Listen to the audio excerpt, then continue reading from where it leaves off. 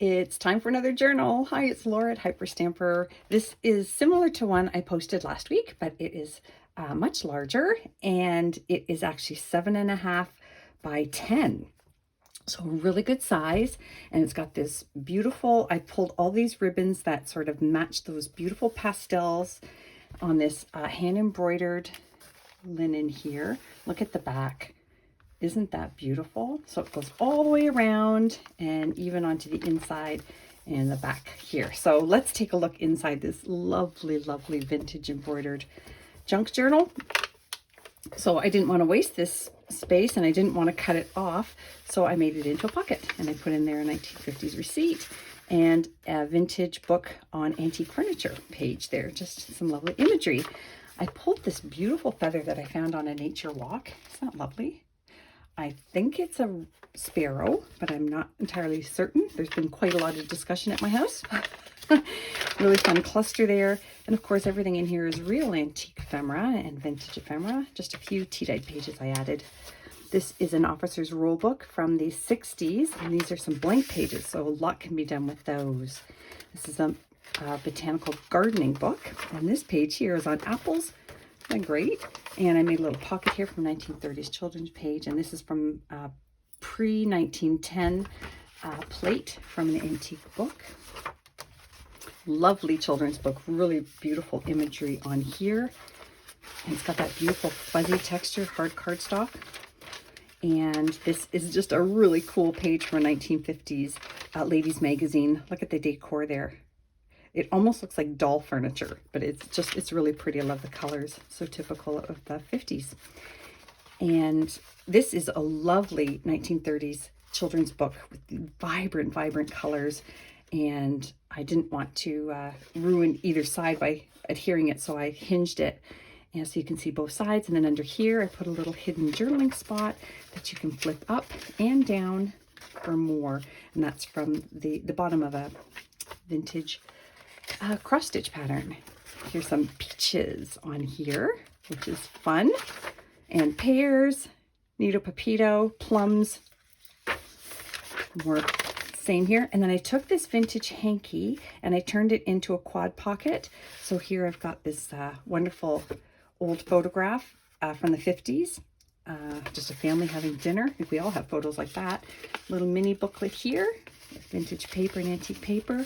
Another 1950s fun ladies magazine page with great fashion images. This is just a little piece that fell off a vintage basket. I thought it was fun. Little palm tree there. And look at this wonderful thing here. This is from a play from the Theatre Arts magazine from 1940. And this is a tropical image here. Isn't that great? This, I don't know what this is. I have 3 of these. They are antique. They're all the same, and oh gosh, it looks like it's either been stenciled or lithoed on there. I don't know. It almost looks like an ink blot, but I love it. So if somebody knows, please message me below. Put some hydrangea, pressed hydrangea on there. And this is from a 1940s yearbook. Look at these awesome images. We've got some signatures there from the students, which I just think is fabulous.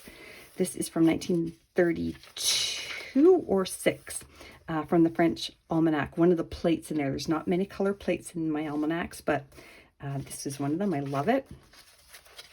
Another one of those yearbook pages. This is from that wonderful teacher's Look and Learn books from the 40s that I just sold. And that's just a beautiful couple of full color images on there. Just a fun cluster there. More of that Theatre Arts. This is a huge piece of birch bark, and I know that's a funny thing to put in. I did have to adhere it with some foam tape, but I just love it. I also got it on a hike. It's even still got some moss on it. I just love it. So, and I put it with the bird images, which are a plate from the Introduction to Birds book, vintage. Here is a wonderful photograph from the 30s, a man out in the backyard with wicker chairs around there. Fun clusters here. More, that's 1937. This is an eco print. So I did this using leaves and eco printing, and this one was done with onions. Isn't that neat? boil the water. It's a whole process. It's really fun images here, also from 1937. And this, the pièce de résistance, is this wonderful postcard. I believe this one is from the 40s. Yes, so from the Sahara Hotel in Las Vegas. Just fabulous souvenir postcard there. There's another wonderful image under here, some journaling space here. This is from a 1937, a little bit on Ireland here. So I made it into a pocket, and inside here I've got a vintage bird book page, antique paper here to journal on, and I even tucked a little pocket in here with a little children's image of a little fairy scooting out a bumblebee. Is that neat? So lots going on here too. We'll put that back in its little pocket. You can stuff even more in there of your own things, hidden surprises. Didn't want to cover this page up because I just think it's fabulous the way it is, the old oaken bucket. Another one from the My Book House series, 1904, Currier and Ives plates. Isn't that great? This is plate 85, the horse racing, and plate 86, which is really cool. It's called the Tree of Life. You've got the good and the bad.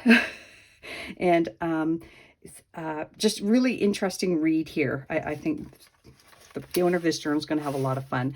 This wonderful, another one of these vintage Mexican postcards. And a 1943 photography header there. This is from the 1920s, from a student's school book. It was a project on chickens. Isn't that cool? And you'll see that some of these are actually from the early 1900s, 1909, the images she found for her scrapbook. Just some cross stitch down here. And I made this little, well, big booklet out of some scrap antique papers and some tea-dyed pages. And a little paper clip here with a vintage bangle on it.